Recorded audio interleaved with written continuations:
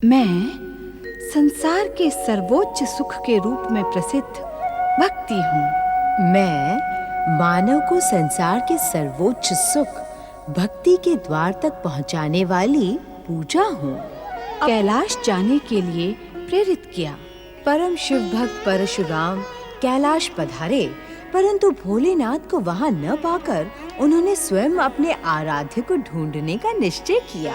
दूसरी ओर शिवाज्ञानुसार श्री गणेश भोलेनाथ का त्रिशूल हाथों में लेकर गुफा के बाहर पहरे पर खड़े थे।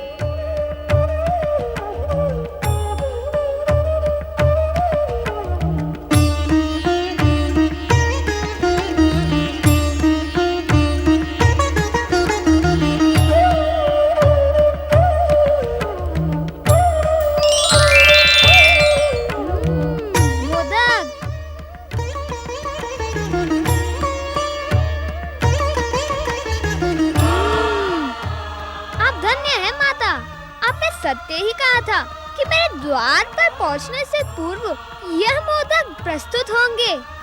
भोलेनाथ!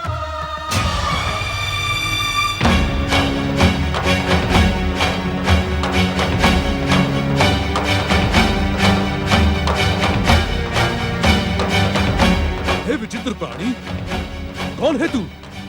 हट जा मेरे मार्ग से। हमें अपने आराध्य भगवान शिव के दर्शन करने हैं। विचित्र प्राणी मैं हूँ अथवा तुम?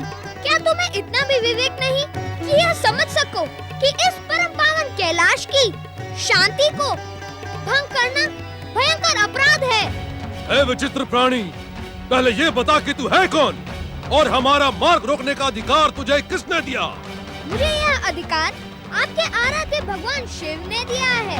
उनकी आज्ञा है कि माता पार्वती के कक्ष में किसी को प्रवेश करने न दिया जाए। ओ, हमें माता पार्वती के नहीं, अभी तो अपने आराध्य भगवान शिव के दर्शन करने हैं। इस प्रकार हंसकर तू हमारा अपमान कर रहा है, गजमुख। अर्थात अब तो तुम मुझे पहचान गए। अब अपनी भी पहचान बता दो परशुधारी, क्योंकि मुख से तो तुम ऋषि लगते हो, किंतु ऋषि हाथों में पशु धारण न करके कमंडल धारण करते हैं। इस कारण तुम ऋषि नहीं हो सकते, ये तो सिद्ध हो गया। हम कौन हैं? ये तुम जैसे विचित्र प्राणी को बताने की हमें तनिक भी आवश्यकता नहीं है। हमें भीतर देखने दो, कहीं हमारे आराध्य भगवान शिव शंकर भीतर तो नहीं है? ये कैलाश का नहीं, माता पार्वती के कक्ष का द्वार है। यदि कैलाश द्वार पर प्रहरी होता तो तुम भीतर ही ना आ पाते। मूर्ख बालक, मेरा मार्ग अवरुद्ध करके तूने अपने सर्वनाश को आमंत्रित किया है। हाँ, हाँ। सावधान! शिव त्रिशूल से टकराने का दुस्साहस न कर, अन्यथा तू यहाँ से जीवित नहीं लौटेगा।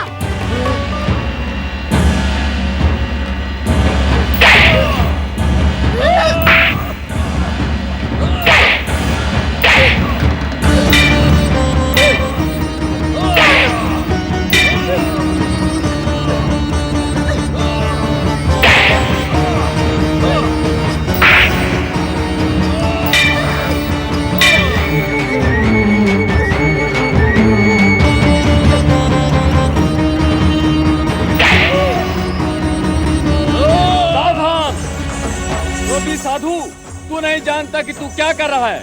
तू किससे टकरा रहा है?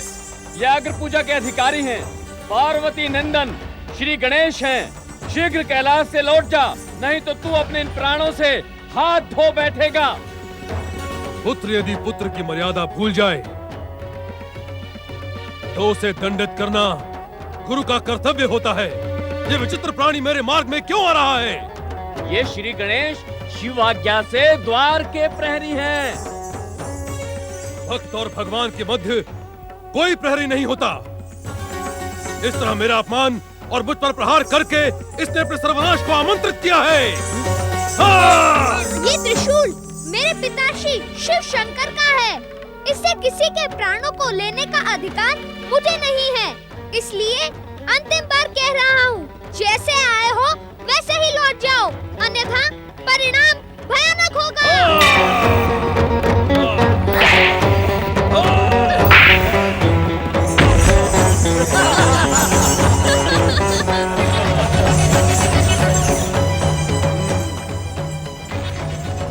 धन्य है तुम्हारा पराक्रम बालक। तुमने परशुराम को धराशायी करके अपने पराक्रमी होने का परिचय दिया है। किंतु परशुराम का जन्म किसी से पराजित होने के लिए नहीं हुआ। शिव कृपा से परशुराम अपराजेय है। परशुराम की पराजय उसके आराध्य भगवान शिव का घोर अपमान है। और शिव आज्ञा का उल्लंघन करना क्या शिव का अपमान नहीं होगा? अभी भी कहता हूँ, जैसे आए हो वैसे ही लौट जाओ। अब मैं तुझे दंडित करके अपने आराध्य भगवान शिव के दर्शन किए बिना इस कैलाश से नहीं लौटूंगा। बात की बात में सहस्त्र बाहु कार्तवीर्य को यमराज का ग्रास बनाने वाला ऋषि जमदग्नि का पुत्र परशुराम अब तुझे दंडित करके ही रहेगा। हठी पुरुष, मैं अहंकारी कार्तवीर्य नहीं हूँ जो तेरे प्रहार से यमराज का ग्रास बन जाए। अब तेरे क्रोध और हठ को सत्य का दर्शन कराने के लिए मैं धर्म को साक्षी मानकर तुझे दंडित करता हूँ।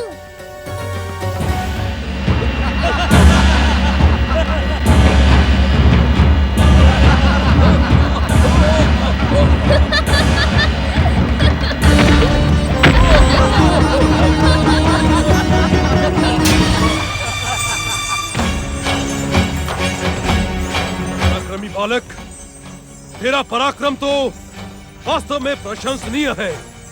वाह! किंतु मैं भी परशुराम हूँ, जिसका प्रतिशोध और प्रतिरोध कभी थमने का नाम नहीं लेता। मैं अपनी शिव भक्ति को दांव पर लगाकर अपने आराध्य भगवान शिव का नाम लेकर तुझ पर प्रहार करता हूँ। ओम नमः शिवाय। हाँ!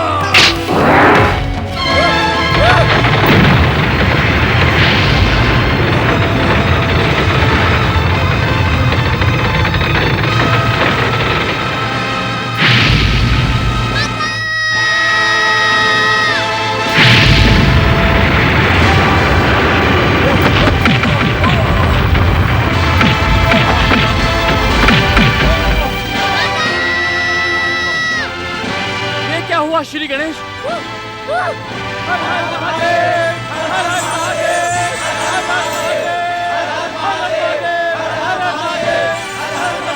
ओम नमः शिवाय।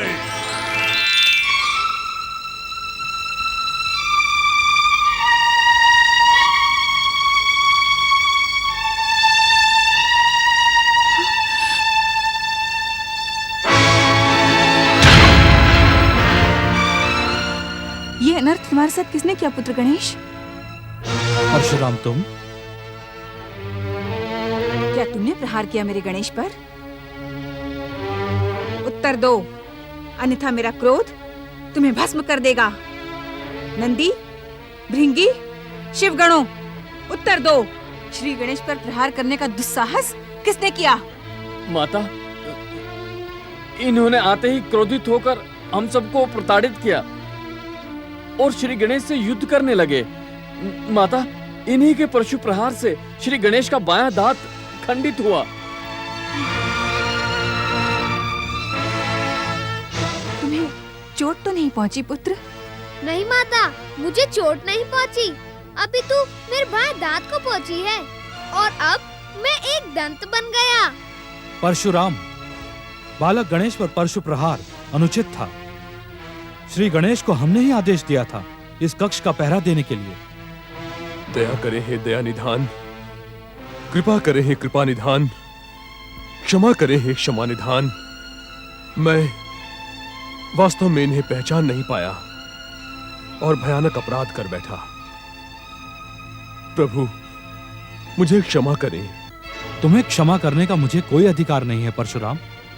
तुम्हें क्षमा मांगनी है तो श्री गणेश से मांगो, उनकी माता गौरी से मांगो। नहीं, मैं तुम्हें क्षमा नहीं करूंगी परशुराम। तुम क्षमा के योग्य हो ही नहीं। क्रोध और प्रतिशोध ने तुम्हारे विवेक को नष्ट कर दिया है। तुमने इतना भयानक अपराध किया है जिसका दंड तुम्हें भुगतना ही पड़ेगा।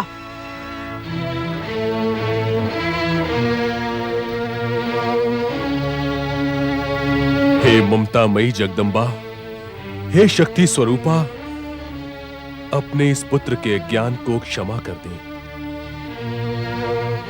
वास्तव में हमसे भयानक अपराध हुआ है, किंतु आप तो माता है और माता अपने पुत्र के भयानक से भयानक अपराध को क्षण भर में क्षमा कर देती है। किंतु तुम क्षमा के योग्य नहीं हो परशुराम। अपने आराध्य भगवान शिव के पुत्र पर शिव का नाम लेकर प्रहार करके तुमने जघन्य अपराध किया है। माता, भगवान शिव मेरे आराध्य ही नहीं, गुरु भी हैं। उस गुरु के नाम पर ही मुझे क्षमा कर दे माता। जिस गुरु की तू दुहाई दे रहा है परशुराम, क्या उसी के पुत्र पर तेरा प्रहार गुरु दक्षिणा मानूं? अरे अभागे, तूने तो अपने गुरु पुत्र का दांत अपने हठ के कारण खंडित कर डाला। चराचर जगत के स्वामी भगवान विश्वनाथ का अमोघ अस्त्र पाकर तो एक मूषक भी वनराज सिंह का वध कर सकता है परशुराम। आप सत्य कह रही हैं माता। मैं भगवान शिव की भक्ति को साक्षी मानकर श्री गणेश को आहत करने में सफल हुआ। तू नहीं जानता हतभागे, श्री गणेश क्षण मात्र में तेरे जैसे करोड़ों पुरुषों का वध करने में समर्थ हैं, किंतु हिंसा में विश्वास न रखने के कारण इन्होंने तुझे क्षमा कर दिया। मूढ़ बुद्धि परशुराम, श्री गणेश समस्त देवताओं में अग्र पूजा के अधिकारी हैं। यदि आज तुझे दंडित न किया गया तो संसार में देवताओं की श्रेष्ठता पर प्रश्न चिन्ह लग जाएगा। सावधान परशुराम।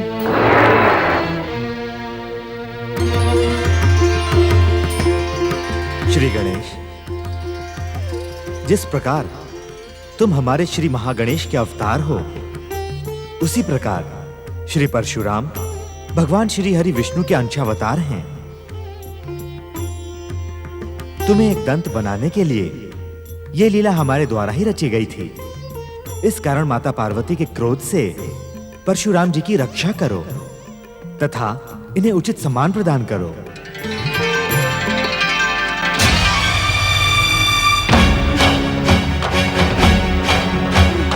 सावधान मूढ़ बुद्धि परशुराम। ठहरे माता, ठहरे। पुत्र गणेश, आप मुझे इस क्रोधी, अभिमानी और हठी साधु पर प्रहार करने से क्यों रोक रहे हैं? क्षमा करें माता, महर्षि परशुराम आपके क्रोध के नहीं, सम्मान और कृपा के पात्र हैं। ये तुम क्या कह रहे हो पुत्र गणेश?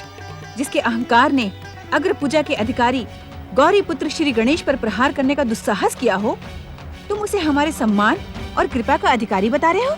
आप क्रोध का त्याग करें माता। महर्षि परशुराम जगत पालक भगवान श्री हरि विष्णु के अंशावतार हैं।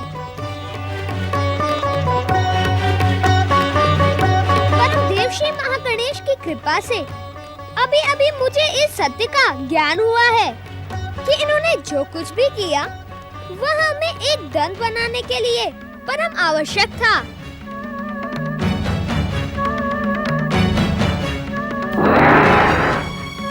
भगवान परशुराम इस अज्ञानी बालक के अज्ञान को क्षमा करें। उस समय मेरी आंखों पर अज्ञान का आवरण पड़ा था, इसी कारण मेरे द्वारा उत्तेजित किए जाने पर आपका क्रोध जाग गया और आपने अपने परशु प्रहार से मुझे एक दंत बना दिया। भगवान, अपनी इच्छा मात्र पर आप मेरा मस्तक भी उड़ा सकते थे, किंतु भयानक क्रोध के मध्य आपका धैर्य प्रशंसनीय है। मुझे क्षमा कर दे भगवान। आप धन्य है माता, और धन्य है आपका ये पुत्र श्री गणेश। इन्होंने मुझे ज्ञानी को न केवल अपनी महानता अपितु मुझे सत्य का भी ज्ञान करवाया। मुझे क्षमा करें माता। भगवान परशुराम, जिस प्रकार मेरे द्वारा प्रकट किए श्री गणेश का मस्तक कटकर गजानन बनना आवश्यक था, उसी प्रकार इनका एक दंत बनना भी स्वयं श्री महागणेश की लीला का एक अंग था। ना आप लज्जित हो, न मुझे लज्जित करें। जो कुछ भी हुआ वो शुभ ही हुआ, ये समझकर शोक का त्याग करें और श्री गणेश को बुद्धि, सिद्धि और सफलता का आशीर्वाद प्रदान करें। माता, मैं तो स्वयं परम देव श्री महागणेश के अवतार अग्र पूजा के अधिकारी गजानन श्री गणेश के आशीर्वाद का आकांक्षी हूं।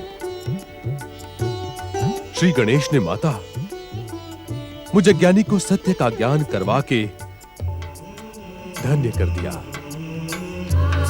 माता, किसी भी व्यक्ति को क्रोध करने से पूर्व धैर्य, संयम और विवेक से उस स्थिति पर विचार कर लेना चाहिए। अग्र पूजा के अधिकारी श्री गणेश शक्ति स्वरूपा माता पार्वती को ये परशुराम बार बार प्रणाम करता है। शक्ति स्वरूपा माता पार्वती श्री गणेश भगवान परशुराम की। शक्ति स्वरूपा माता पार्वती श्री गणेश भगवान परशुराम की।